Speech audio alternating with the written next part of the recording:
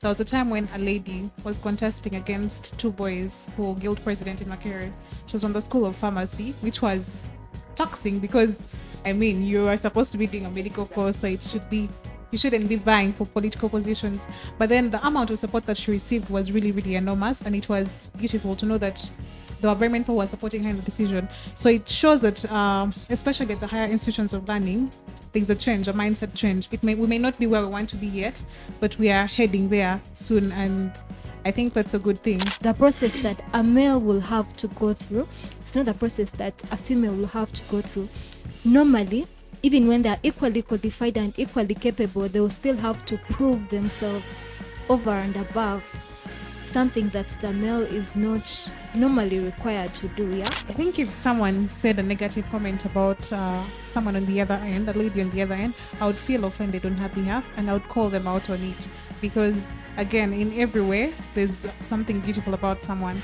So if I was sitting with a panel of boys and they didn't think the person on the other end to be beautiful, I would think they have something wrong with them, or it would lead me to question like their upbringing and something like that. There's some things that you don't say about people, and it's sad that in the society we live in, a lot of times people get away with saying those things. And there's a difference between this child who has been given this family pressure, and then at the end of the day the grades are not good, and then the parent has to blame her, and she has no platform to explain herself that maybe she failed because what she wanted to do is not what the parents allowed her to do. So it is best that parents should allow their children to go in for what they are or what they want to be in mind, to avoid things like backlash or more of a sort. So yeah, I think that parents should be more open to their children and allow them to do what they feel at heart.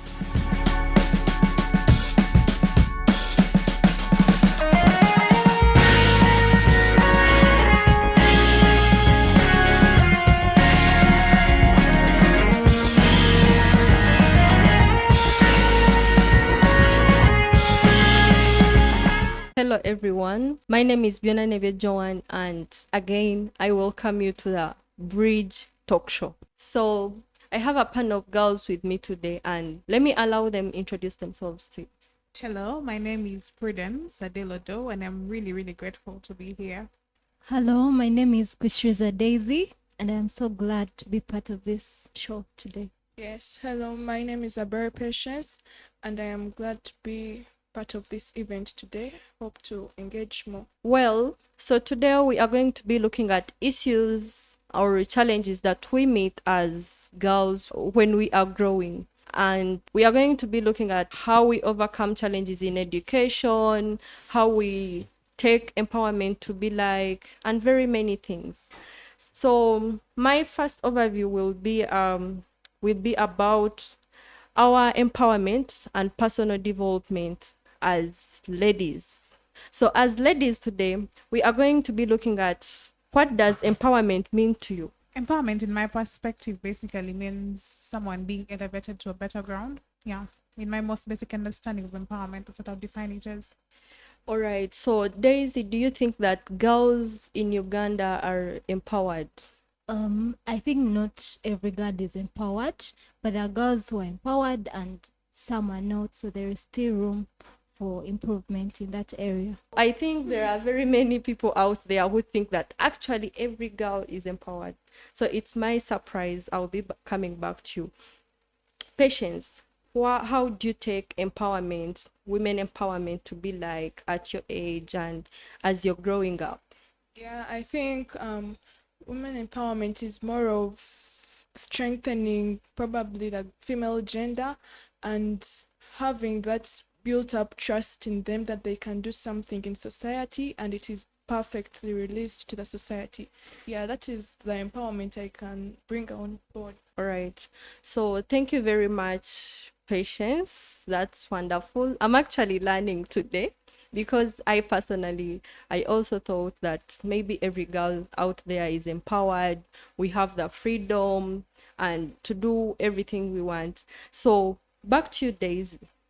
Like, relate to us or give us a picture of where you feel like some girls are not empowered and then some are empowered. I think there are many factors at play. because the different areas would be things like economic empowerment, decision making, self trust, and self esteem, and all that.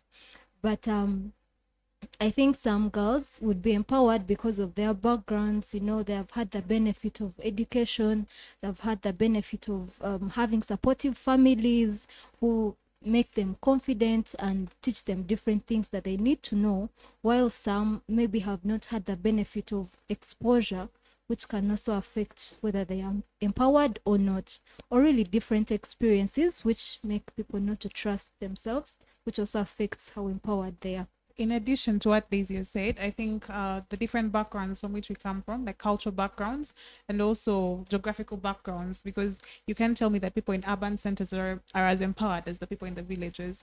So just to supplement what Daisy has said, I think that's also an important aspect of empowerment.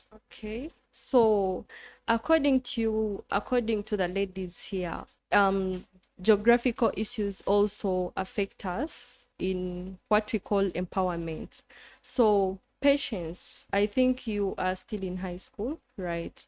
As a student or as a girl child, you're in a mixed school or in a single school? It's a mixed school. Okay. So as a girl child in a mixed school, or if you've joined other schools before, how do you relate empowerment in our schools, like in Ugandan based schools? If you've gone to different schools, maybe in different localities, you could give us a picture of how you relate, like how the boys take you, like, and then if you maybe want to contest for leadership, how does it feel to the society, how does it feel to the administrators, and even our parents, how do they take it? Basically, empowerment in school is something wide, but what I can narrow down to is that in terms of leadership and in terms of maybe subjects in class and all that, for leadership, basically, there is this point of context, getting contests and all that, and then at a point they feel like the administration feels like, okay, she's a girl, but I think she cannot fit in the post of maybe being a female HP or something like that. They feel like the higher post should go for the boys, basically, because maybe they think that they have the strength to withstand everything, but then they don't give chance to the person who is a female, maybe probably female gender, who has come up to apply for such a post, because we believe that there is something unique a girl child can put in leadership, probably that a boy child cannot withstand. So by the time I apply for that specific post, I believe that I have the self-confidence and the mind to proceed with what I want. However, the society builds up a mindset to us that maybe we cannot manage it, and the more that mindset keeps on accumulating in us, we feel somehow belittled. But then if we have the positive society that gives us the energy to proceed with our decision, I think that would be much better. Then for the case of outside leadership, maybe cases to deal with subjects in class and all that, there are some topics that may come up and teacher is like, more concepts, Gloria, you cannot.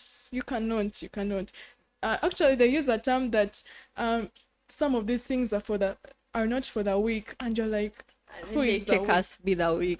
And they take us to be the weak. So they're like, okay, history, Cold War, that one, patients can discuss it better, because they feel like we can fit in those scenarios and stories of what happened in the house. But when we come in calculations and they're like, no, this is not for the weak. So that alone puts us back somehow. We do not get that chance to express what we know about something. But if at all they understand and build up the mindset together with us, then it would be something good. Yeah, Yes. you're really right. Most of the high schools, even me, the high schools I attended, it's really funny. A girl coming up as an HP, like that, you want to become the overall head prefect. Like it's really fun, and everyone will be like, oh. But when we come to universities, yeah, it was also like that back then. But now we've seen very many universities embracing it. The guild president of Mbalala University is a lady. The guild president of Kabale University is now a lady, right? And the guild president of UCU has been a lady, and even the elected one currently is a lady. Prudence, what do you say about that? What do I say about what? Like universities are now supporting, like everyone, boys are willing to come on board and support a girl child contest for the girl president. I'll give an example. I think I was in my year 2 or year 3, around there. There was a time when a lady was contesting against 2 boys for guild president in Makere. She was from the School of Pharmacy, which was taxing because, I mean, you are supposed to be doing a medical course, so you shouldn't be vying for political positions. But then the amount of support that she received was really, really enormous, and it was beautiful to know that there were very many people who were supporting her in the decision. So it shows that, especially at the higher institutions of learning, there's a change, a mindset change. We may not be where we want to be yet, but we are heading there soon, and I think that's a good thing, because previously I don't think people would have given someone like a lady as much support as there is right now. Exactly, yeah. And yes, to think that we're embracing change, positive change, is really a beautiful thing. All right. Daisy, do you feel like you need to add something there? No, I entirely agree with her, but I also think that we are not getting the whole picture, because even when people are females are put in power, it's important that we consider how they get there, because the process that a male will have to go through, it's not the process that a female will have to go through. Normally, even when they're equally qualified and equally capable, they will still have to prove themselves over and above something that the male is not normally required to do. Yeah, for example, they want you to prove that you can maybe stand up to the administration because of the presumption that you're weak and all that, or you'll have to maybe sleep around sometimes to gain. So it's important to also consider the cost. But yeah, we also have to acknowledge that mindset shift has happened, and we are grateful for the change, but more can be done. Okay. Daisy, back to you. I know you've been told that you're beautiful, right? Many times. Many times, and I also So it know has literally come over and over again from childhood. Everyone tells you, people tell you you're beautiful. yes. How does it feel now if I came and told you you're beautiful? I think it depends on who is telling me, but the first thing would be I would consider it as a compliment, because it's not something I doubt about myself. So I would believe it if you told me I'm beautiful, because I think so too. Okay. Yeah. So, Prudence, if you were in a space with boys, let me say right now, it's you here and all of us are boys. And our producer is a lady, and these boys tell you that that lady is ugly. How does it feel to you? I think if someone said a negative comment about someone on the other end, a lady on the other end, I would feel offended on her behalf, and I would call them out on it, because again, in every way, there's something beautiful about someone. So if I was sitting with a pan of boys and they didn't think the person on the other end to be beautiful, I would think they have something wrong with them, or it would lead me to question like their upbringing and something like that. There's some things that you don't say about people, and it's sad that in the society we live in, a lot of times people get away with saying those things. So yes, I wouldn't be comfortable. Okay. So, Patience, assume you were walking on the streets and a boda guy told you, Muala, jangu ano, jangu. You're just walking, you're on your own, like you're minding your business, and a boda guy tells you that. When they say that, most of the times, and you try to ignore them, they will abuse you. Chechibi, ofana na bubi, nuwe mubi. How does it feel to you? I think it is more of the way I respond towards them that determines the illiteracy and probably ignorance. So for that case, I cannot turn back to a boda guy who has called me with all those compliments. Otherwise, I would just rather proceed, because I know probably all that he says maybe doesn't give a clear description of who I am and what I am. So just to avoid maybe further maybe riots and all that, it is better you just proceed, because yeah, that's it. Okay, so me, I've had friends who have come to my place and told me, or even given me calls, and they are telling me, I was passing there and then a group of boys abused me, and someone is asking you, John, do you think I'm really beautiful? And they spend days wondering about that, and even they develop that self-hate. Daisy, how do you feel, or how can you encourage such a lady out there? First of all, I want to comment a little about the catcalling, the thing you just described of border guys and all that. I think it's really unfortunate that because they think they can do that, and that will have an effect on, how you view yourself and all that. So I think it's unfortunate.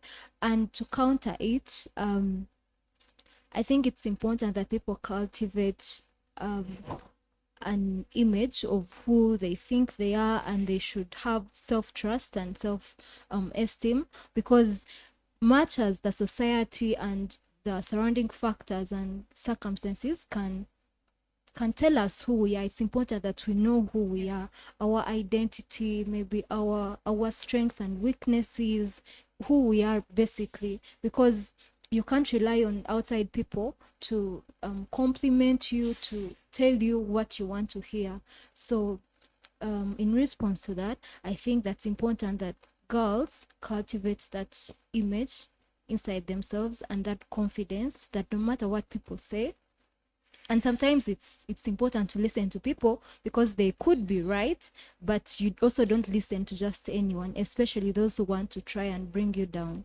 So if you have that confidence inside of you, that positive self-image, then no matter what other people will say about you, you will always rest in that assurance. Yeah. All right, yeah. I also feel like self-esteem and, being enough, and you believe like, okay, I'm John, I'm beautiful, I can do it. I most of the times I'm in cycles with boys, and sometimes you're doing something and then they want to show you that you're actually a girl, and you never concentrate. You get?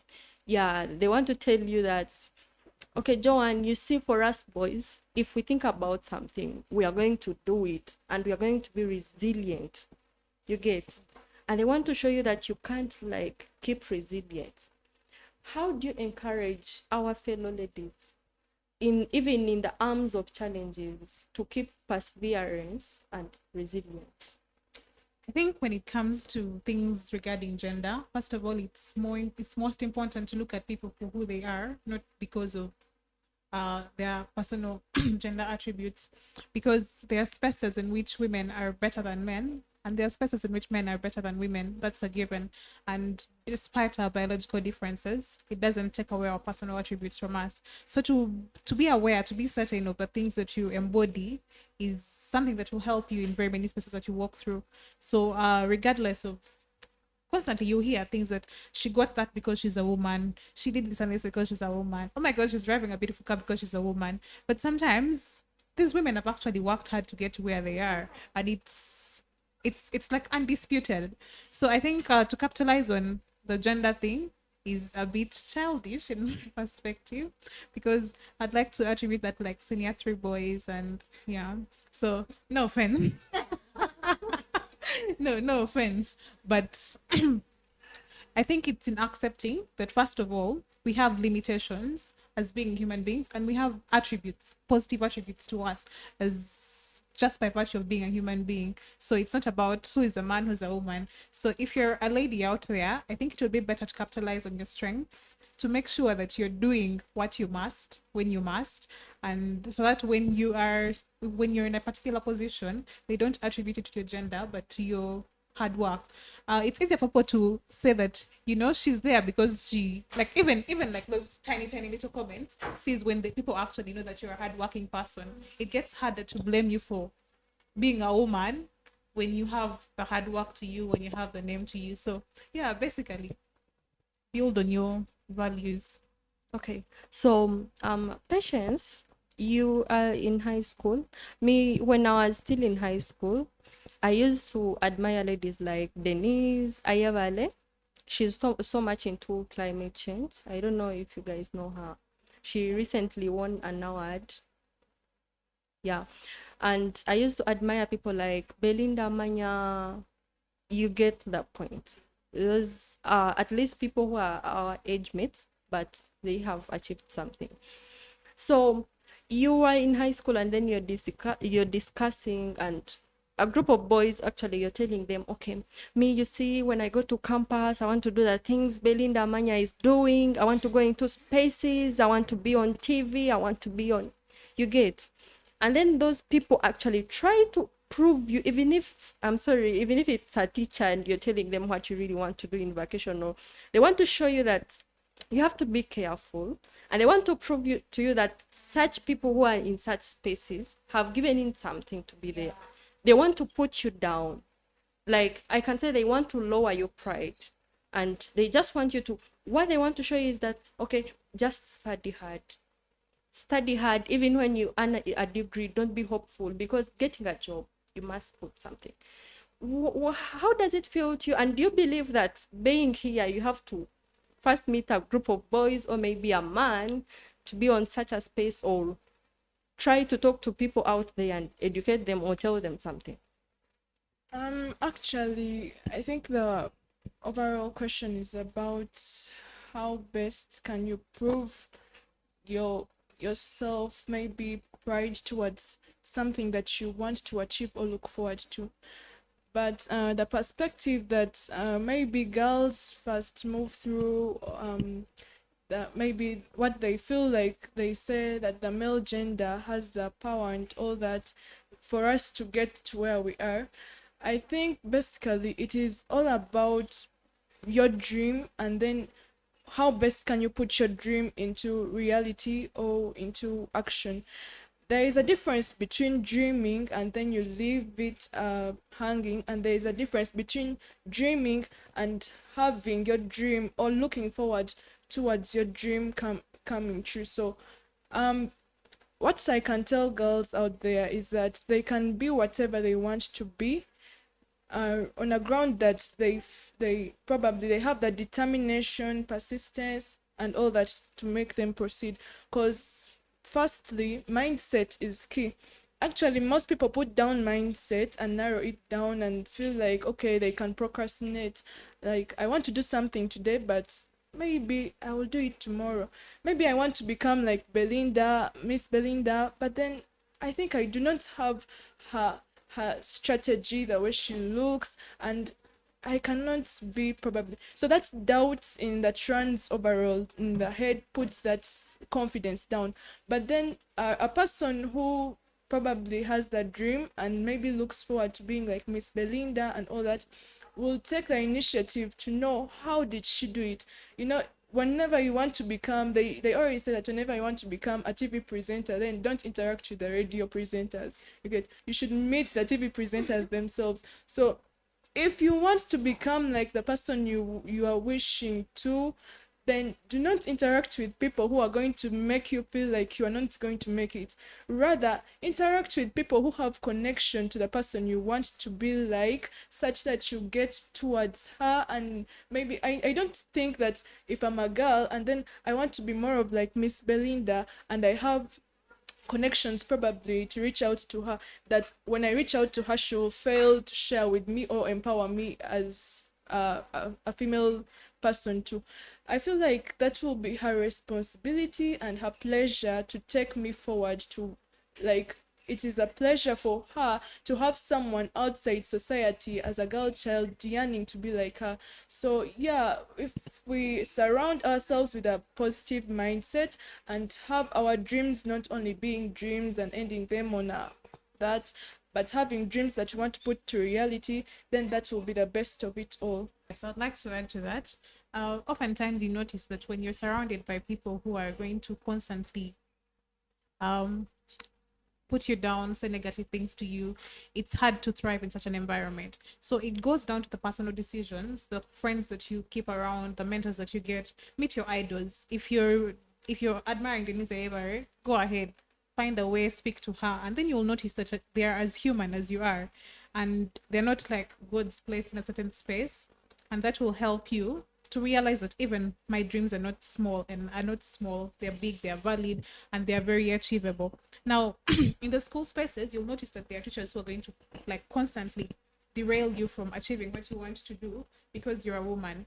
But then again, there are also people in the same space, teachers in the same staff room, that are passionate about women taking on leadership skills, women who are doing better in class.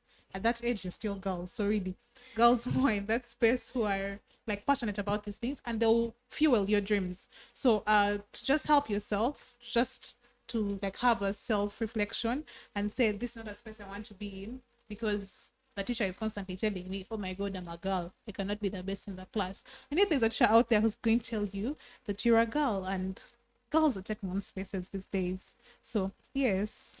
Have you heard about this common say nowadays that we are catching flights, not feelings? Yes, I have. Okay, so I don't want to know if you're dating or not, but let's assume you're dating right now, and you got a scholarship to go and upgrade in the US. First of all, would you wish to study in the US or work in the US? As a personal preference, no, I would prefer the UK. You prefer the UK? So assume you're dating and you're really serious in the relationship and you've gone so far and you got the scholarship to go and study in the UK, and the scholarship comes with monthly allowances of around $400 every month. And your man is telling you, if you go, that's me and you, it's normal. What is it? Is it catching flights or is it catching feelings to you? First of all, I think it depends on the place that a person is at in life, because that determines your priorities. But again, the people you should be with should be people who can support your dreams, like people who you can, build with, people who are willing to see you and help you and hold your hand through even those beginning stages, and you get somewhere. Not people who just want to see you when you're stagnant, yeah, and in the same level. But also it depends. Some people are comfortable with that. So for myself, definitely I would go and study, because that's a once a lifetime opportunity which doesn't just come. But also, you know how people say, I'm looking for signs. So I feel like if that came and that person wasn't supportive in something which is important to me, like that, in that hour when I need the most, then probably that's an indicator that they are not, they're not the right person. Yeah. So yeah, definitely I'll catch the flight. The feelings can always come. All right, that's amazing. So, Patience, I'm really thankful you have supportive parents at your age. Most of the girls, you also know, even in your class, some of them would love an opportunity to chase their dreams, maybe do public speech or training debates. We have online trainings, but you have supportive parents. They will give you the data to train. If it's necessary for you to travel, they will support you. And I'm sure you have friends who would wish to, but then their parents are not understanding them. Which advice do you give to parents basically? I do have supportive parents, but in their support, they do good to make follow-ups and all that. Sometimes parents have this perspective that, okay, my child wants to go and maybe interact on such and such an occasion, but then they feel like at that very moment, no, a lot is ongoing in the world. What if you go and there's human trafficking? Then they have to separate and then take they're so inquisitive. But then a right parent is this parent who will say, okay, you want to go out for what? And then this parent will have to proceed maybe to get in touch with the people who want to let you out and then make follow-ups. So I basically tell parents to make follow-ups, and if possible, they should allow their children to go for what they want, if they have proved that what they okay, the whole process is right for them to embrace what they have. We shall not remove the fact that there is a lot, the rape, violence, and all that, but still, you can make follow-ups to determine is the place right or not right. Yeah. My dear viewers, I'm sure my mom would be proud of me saying this. So I'm not ashamed. I lost a fright in 2018 to go and do. I'm a public speaker, I'm a debater. So I was still in high school, and actually, my mom was not really supporting me do debates and public speaking at all. And she made sure I joined schools that were not supporting any talents. Yeah. So what she wanted was grades. Yeah, just come, you're the first one, you're the best. And then anytime, let me say that last time you were the second and the other time you come, you're the third. I know when you come for holidays, you want to smanya to go in the mirror. Me, I used to practice because I had no one. I had no support. So a time came and she allowed me get a phone. Then I started doing online debates, what. And I was good. I won the anti-corruption challenge, and yeah, it came with some good things. And then a time came and I was chosen to do an international tournament in the US, and she couldn't allow me. So after that, yeah, actually it put me down for some years. I had to hate that talent. And yeah, after all, she was advising me, you're a girl, you're going to go into the things, you won't get married, no one will admire you, people will be fearing you, all that. But a time came and she believed in my talent. Yeah, because it was doing me good. Over to you, Prudence. What's your talent? What's my talent? I'm a writer. Okay, you're a writer. Yes.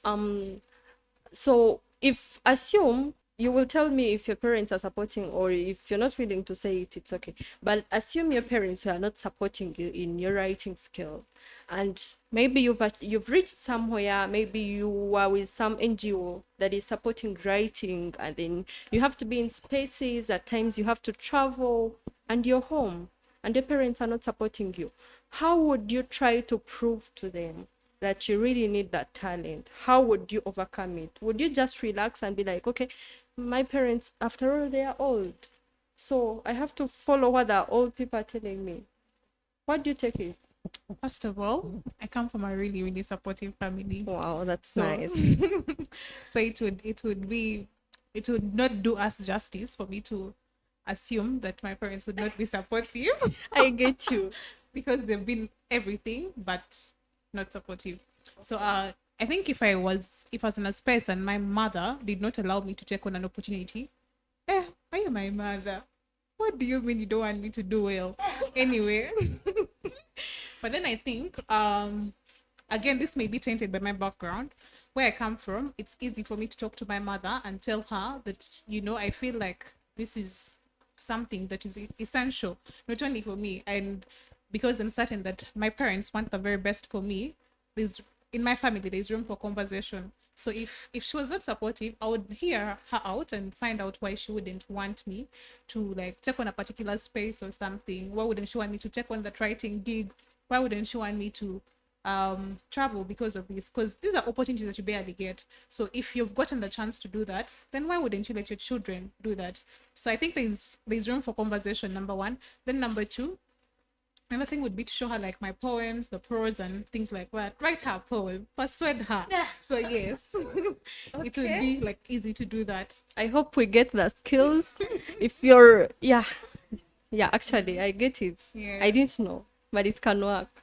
Over to you, Daisy.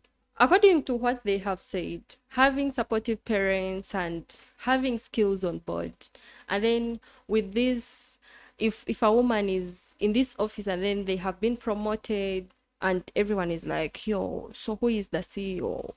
How do they connect? You know all that.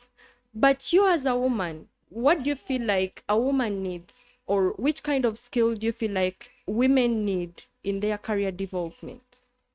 First of all, it's important to recognize women as people. I'll just start by saying that all those skills that any leader needs, a woman will need.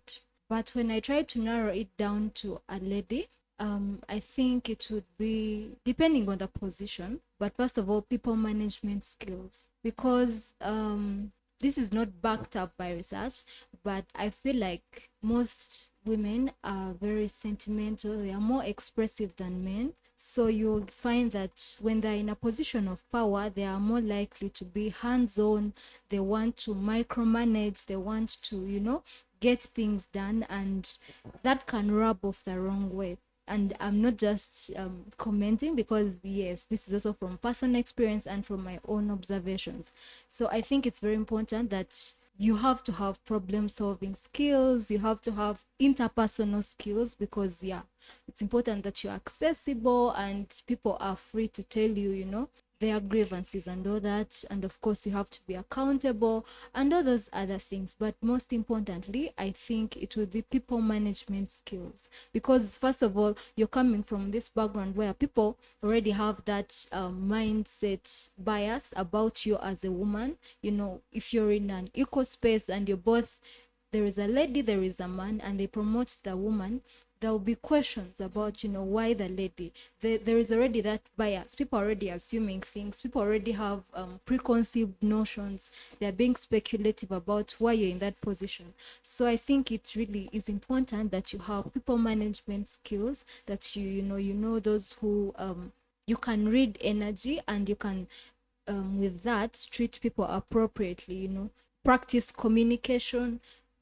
If you have to, ask people what's the problem, ask them, but also respect them, most importantly, because you find that some ladies, because they come from that background of being like mothers and being in charge generally with the female role, the role of femininity in society.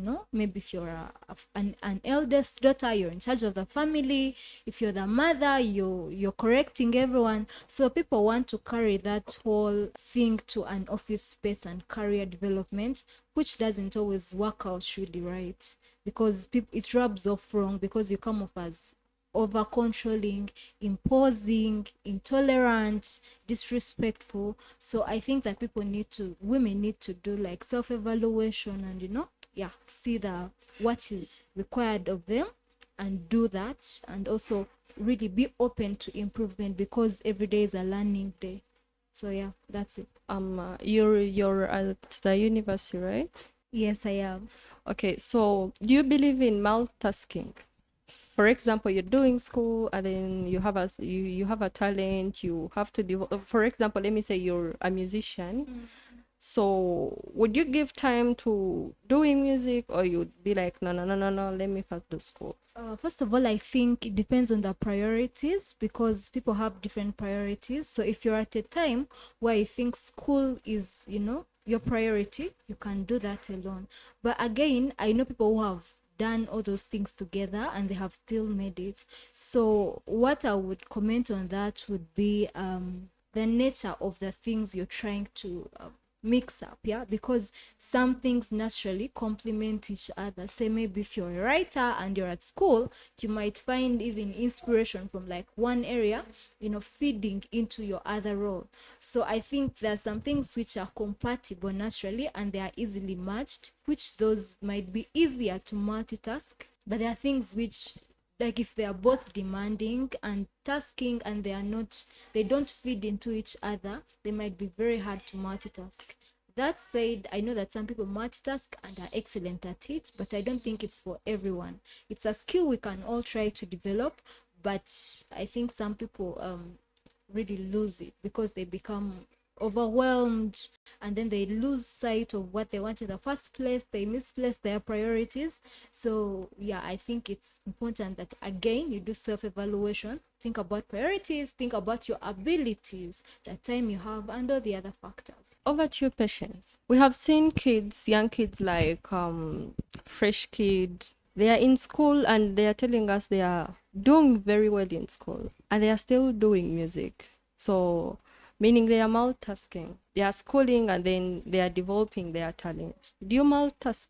And what are the challenges you meet and how do you try to overcome them? Okay, I personally, my talent is that I do debate and I do public speech.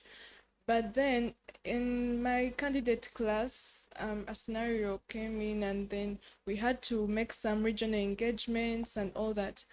But then, being that one of my patrons was like, I think you guys should concentrate more on first doing away with the studies, and then other things will come up.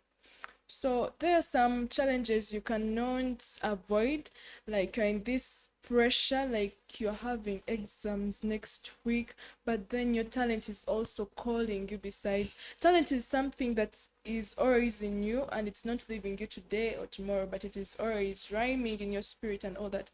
So, but having something in a position like exams that you're going to do yet next week, and it is either next week or next week.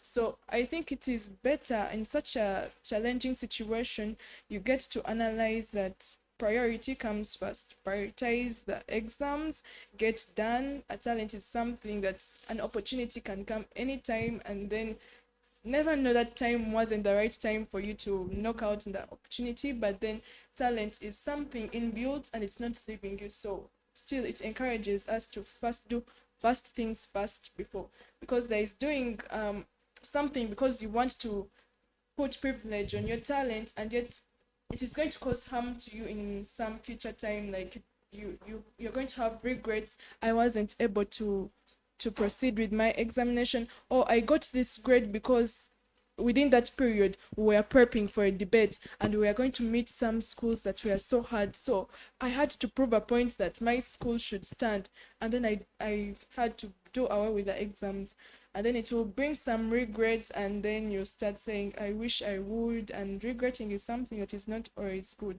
And yet there is another opportunity in fact that you have, maybe to meet up in some great opportunity regarding your talent, and you misused the other one for your talent instead of doing your papers. So what I can say is that we should attack and determine our talents, and maybe in those challenging situations we should have priority. We should prioritize what comes first in such a situation, and then we should understand that our talents are things that are building up over and over, and there are things that we have in us. It's like a gift, so that it's not going to leave you today or tomorrow. So if you have failed out today because maybe of some situation that is urgent and it is going to cost you a lot in your future, then try for the other opportunity that is going to have a free podium. Thank you very much, Patience. I have a friend, she's called Promise Perkins.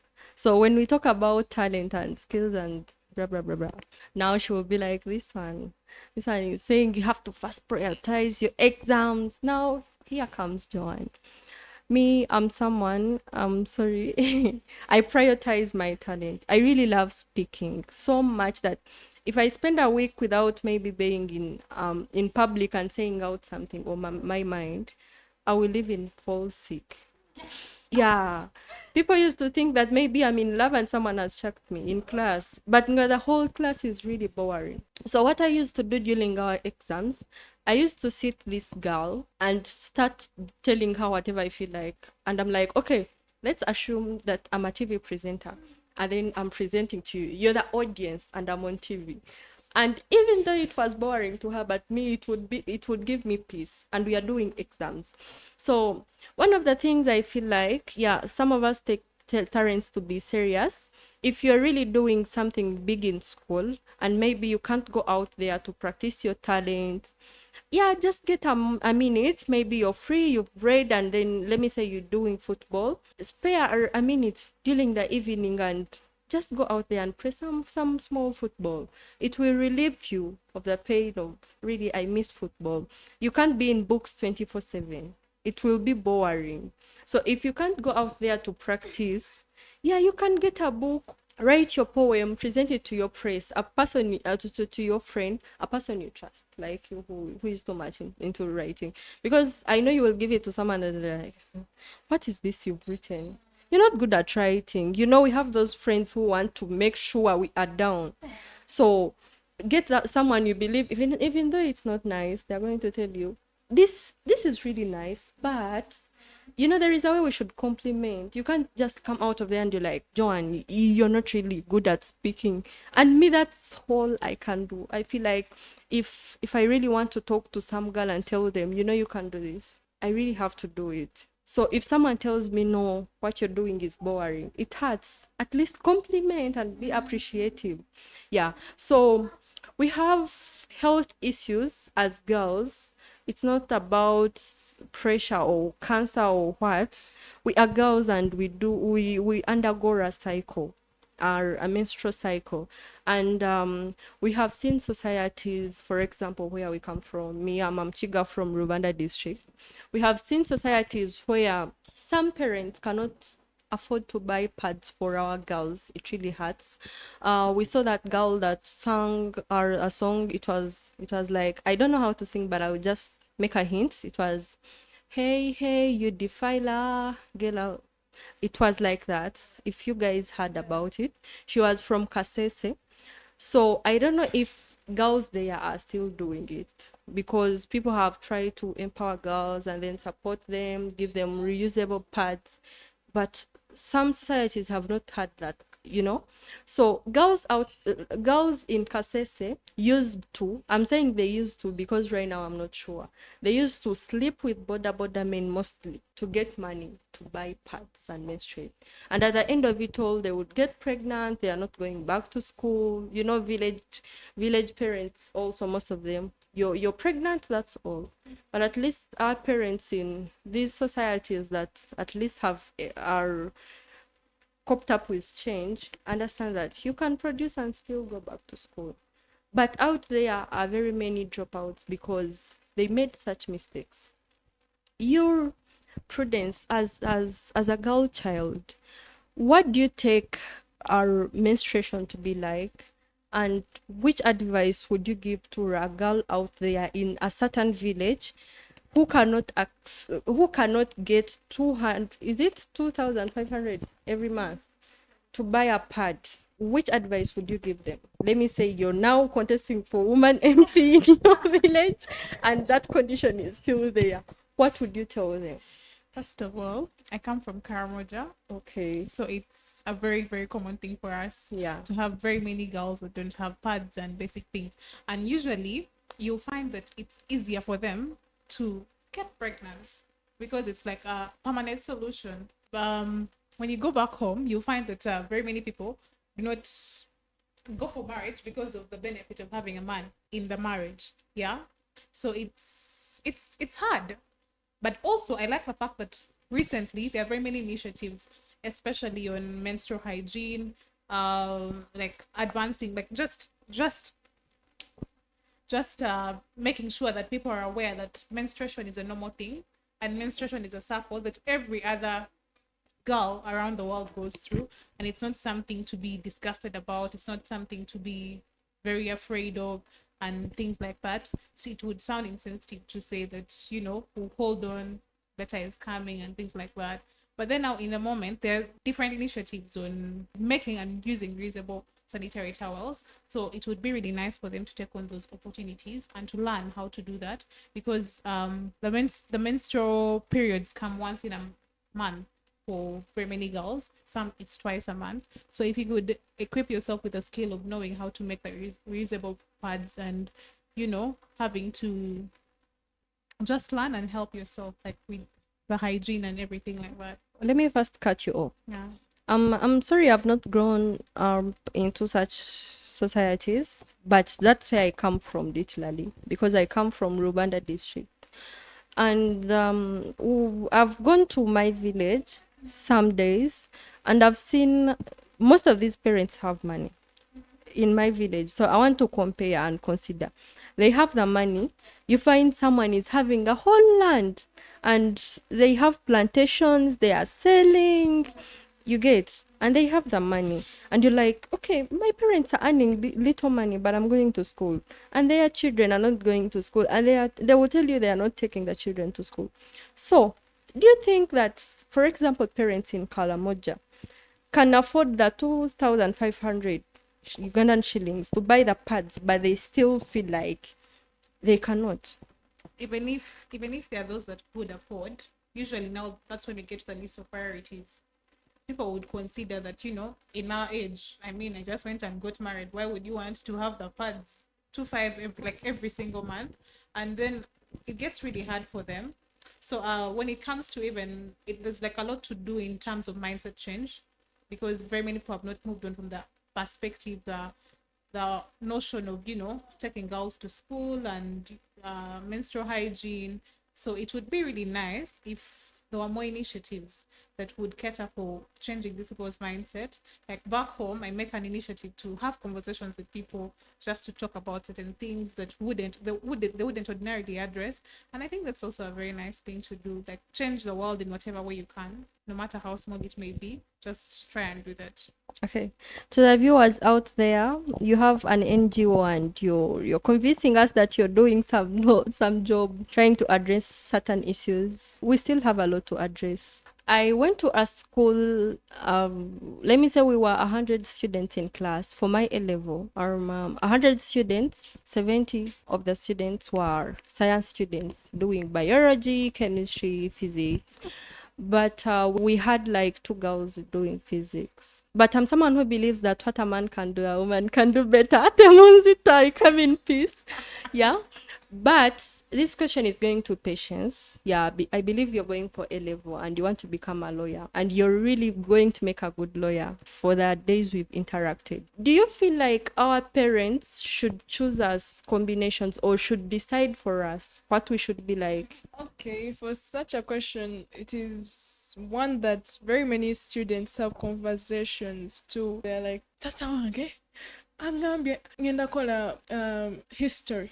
Some sort of, and they're like, okay, in the background parents are like, Patience, you're going for A level, but the combination I want you to do, you see me here, that's how they speak, parents, you see me here, I am a clearing agent, but initially I wanted to be a lawyer, so if you could help me embrace that, being that you're my firstborn daughter, I think you can make a good firstborn. And you're like, first of all, I don't have anything connected to law around me, and I am having other goals. So one thing this child will be of in society, maybe in school, is that she'll have this family pressure. You know, whenever you force something that is not meant to, it will either fall or the force will turn back to you. So for such a scenario, I think parents should let their children, actually the fact is that we acknowledge them as parents, we do respect them and their decisions, but some decisions for a person who is above 18, I think then you can leave such decisions like combinations, since first of all you pay the school fees. What you want at the end of the day is maybe to look over my grades, but then you do not have the authority to tell me to go in for something I cannot, probably because you gave birth to me and then you see a possible doctor in me that you are not probably in your high school. So firstly, I want to pose a question that if you force your child to do so, like at the end of the day, are you the one going to sit these papers or something? And if at all I have failed because of the family pressure, what will be the next step anyway? So I want parents to acknowledge that there is an opportunity regardless. It is about how best does this child wants the dream to be, probably. But then it is also a big deal for parents to recognize that every child deserves a right maybe to make their own decisions, like in terms of combinations and all that, because there is a difference between this child who has gone to school because she wants to become the doctor that she's always dreaming about and the parents are giving her that free platform, and then there is a difference between this child who is going to become a doctor forcefully. These are the people who are going to now give the wrong descriptions, and at the end of the day we are like, where is Uganda and all those things. And there's a difference between this child who has been given this family pressure, and then at the end of the day the grades are not good, and then the parent has to blame her and she has no platform to explain herself that maybe she failed because what she wanted to do is not what the parents allowed her to do. So it is best that parents should allow their children to go in for what they are or what they want to be in mind, to avoid things like backlash or more of a sort. So yeah, every combination, actually there is no combination that is easy. They will tell you that going for Leah is very easy and all that, but then there is someone who is like, no, Leah is not my thing. Yeah, so I think that parents should be more open to their children and allow them to do what they feel at heart. Thank you. First of all, to my personal experience, most of our parents didn't go to maybe universities, they went to institutes, and some of them didn't go to school. So literally, if you go to these classes where you find most of the students who are forced to take combinations, most of their parents have no experience in the working field. But again, when we go back to where we come from, let's say our villages, people are embracing titles. You're graduating and then you're a lawyer. Wow. You're graduating and doctor, Dr. Joan. Oh my God. But people like us who are doing courses like I'm doing computer science. People will be like, okay, those are failures. You get, you're there, you're doing journalism. People are not understanding you. But I know I'm young, I'm not supposed to advise elders. They've always told me that. But me, I do. I advise elders. One of the things I want to tell our parents about is that the titles are not earning. Yeah, it's just a title. People out there have done BBA and they're working with big NGOs and they are earning around 12 million a month. How many doctors earn that money? People out there have done courses like I personally, when I was going to do this course, I asked myself and I was like, where will I work? And how much will I be earning? Someone will be like, maybe you won't even earn over 800K. But people out there are doing, you see those, you're embracing the title that my daughter is going to become a doctor, and then you're forcing them, they are struggling with a combination. It's not their take. And they are going to earn for millions. After all, I know our president wants us to become scientists, but I'm cutting off. Like, I'm trying to show our parents that let's choose. If I decide to become a scientist, it's okay. But if I don't decide, yeah, your daughter is going to be called a doctor. They're going to earn 4M. But let me say, I'm so experienced. I'm working with a certain organization, a health organization, and I'm doing the websites and stuff. Like, I'm doing cybersecurity there with the company or with the health facility. I'm earning too much money than that doctor. I'm actually like a boss to the doctor, because if they want to do something, I'm the one handling everything. So it's not about the titles, very many titles out there earning. It depends what we want or what we are passionate about. If you're passionate about becoming a doctor, it's okay. Recently, I attended a workshop. The owner of Fairway Hotels was giving a testimony, and he told us he also wanted to become a doctor, and then he found he was doing more of business, and then he had to do business. And then we sit in class and you're like, someone is doing such combinations like me, and you're like, what are they going to help them? But at the end of it all, how much does he earn right now? He did BBA. How much does he earn? And people who became doctors, he told us how people were like, you really wanted to become a doctor, because he applied at the university, was going to the US. And when he applied for medicine, he had applied for medicine, but during vacation, because it's our cross-generational business, so he saw that he was doing more business, and then he started asking himself, if I don't do this, then who will support my father? And when he went into business, it was really more interactive than the medical part. So right now, let me say we were sitting in class with them, and you're like, those are art. You know how scientists always do, they put out memes, and then you're like, man, they're like, can your girlfriend solve this? You get that point. And then you feel like those men, at the end of it all, when we go into that field, you will even, because one picture I'm trying to put out there, I've left the parents, but us, the students, yeah, we are creating a picture that sometime, even in future, we might fail to get jobs. Because assume you were always posting on your statuses, like, can your girlfriend calculate this, mathematics issues, and then you're putting biology things. We are seeing all men are the same, but can yours do this? And then you're doing a subject I'm not doing, maybe I'm doing arts. How it feels to me is that you're becoming proud. You think the world stops at doing sciences, or you think the world stops at doing your course. So what I want to tell us, people who are in school or doing school, it's not about school, it's about what we do in future. Where are we going to? Because the person you're telling is an artist. I have a friend, he works with a certain medical company, and he has money, but he did computer science, and apparently he's in health and you did your medicine, these are the people that are going to employ you. Even your HR will not be someone who did medicine. They are the people that did these courses that we are like, no. So one thing we should embrace is we are all people and we all have dreams, and our dreams can add up and make something for the society. So as we are winding up, I'm going to make it open-ended. You give us your take about our women empowerment, what you feel the society should learn from it, and then what these societies that are so backward should do, or what NGOs that are supporting such societies should do to make them come on board. What can we do better as a society in terms of women empowerment, especially for the NGOs? You know, there's a notion for NGOs to clamp up in the urban centers and pretend to be doing work. Basically, we have the shows that are just happening and there's nothing happening on ground. And yet in the end, the people they are seeking to help are not the people who are in these boardrooms with them. The people that they're seeking to help are people who are in the villages. So it would really be prudent for them to take on the mandate to go to those different locations and do something about the situation in those locations. It may not be a personal thing for them. Constantly, I've noticed that I'm driven by my community. I really, really aspire to make my community a better place.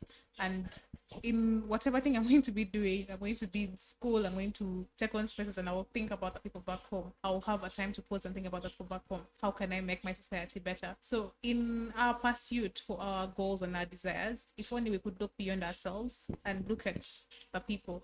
And then the other thing would be just to acknowledge that people are people and not women, not men. They're human beings before they're anything else.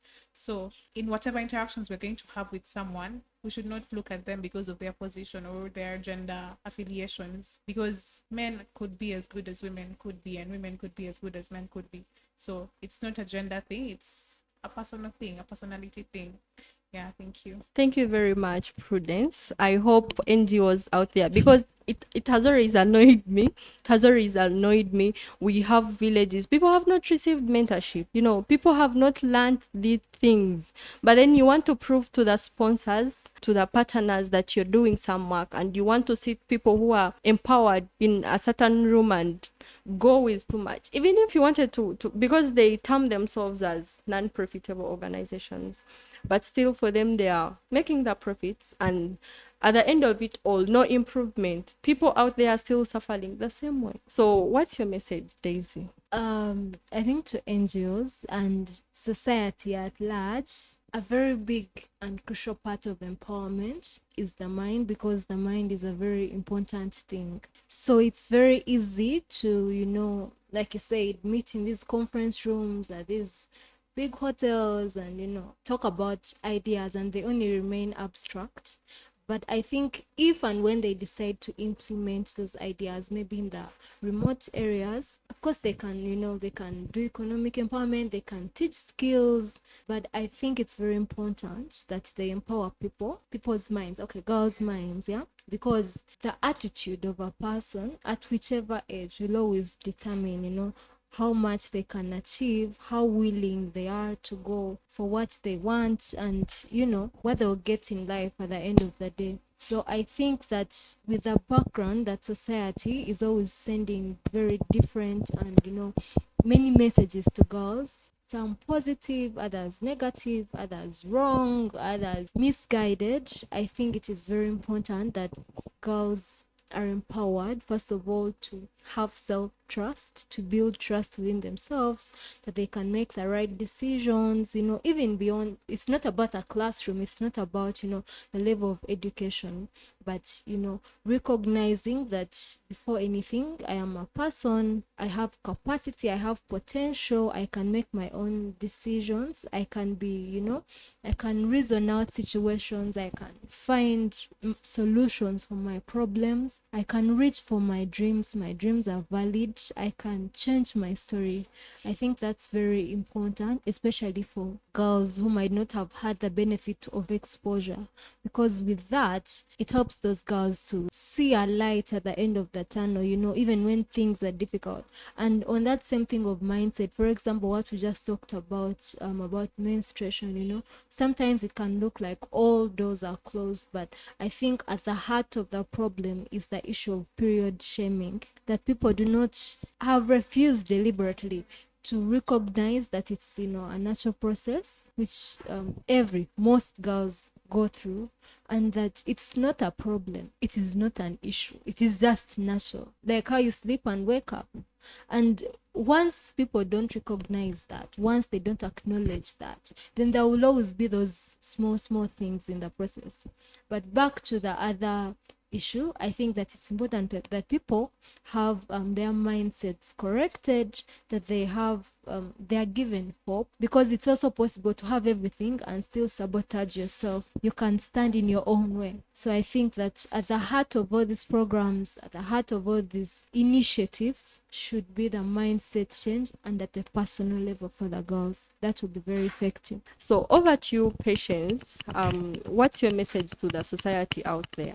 We have had very many talks and talk shows about the girl child and all that. But then I want to challenge any of the viewers out there that in every society, there is at least that one girl or that one woman going through something.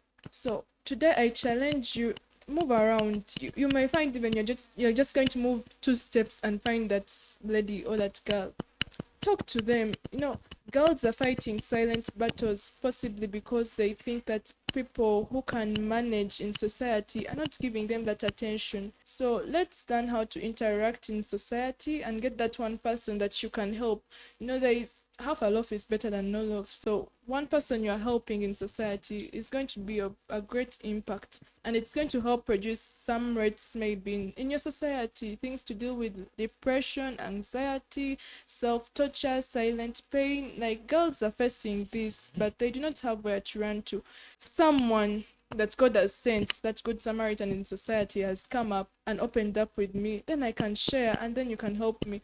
Then my other thing I'm sending out is that for all partnerships, we appreciate your work, yes, but make it more viable. Maybe let's see the transparency, inclusivity, let's see the accountability. Those 3 play a big role. If you are organizing to help a certain vulnerable society, then let's see your impact, let's see your action. Let it not just end in words. Let us view it ourselves.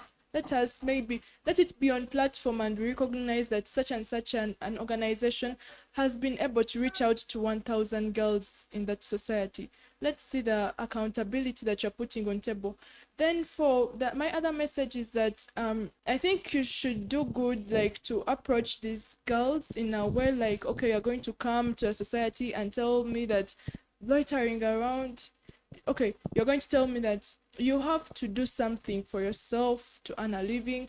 Do not over depend on your parents and all that. You're going to talk to me like just in words, but now then make your words practical. If I have a business opportunity, but then I do not have accessibility to finances and all that, so it is up to you as an NGO to come and read out my draft and what I possibly want, because the biggest part is the creativity and innovation that you are impacting. You're looking for sustainability.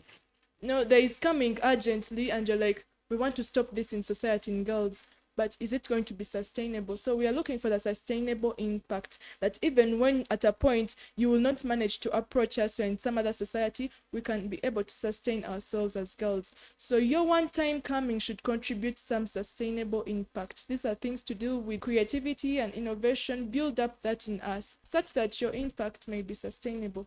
Yeah, I think that is it. Okay, so Oprah Winfrey said, you get in life what you have courage to ask for. Yeah, it's not asking that you go to your parents and you're like, mommy, I want to have a jet, or what you can ask yourself, like, and you're like, what can I do? Me as Joanne, what can I do? Okay, I can do this course. And then after the course, what do you need? What do you do? Being out there, you're done with school, and then you're waiting for jobs, and these things of like, I can't network, or what is networking like?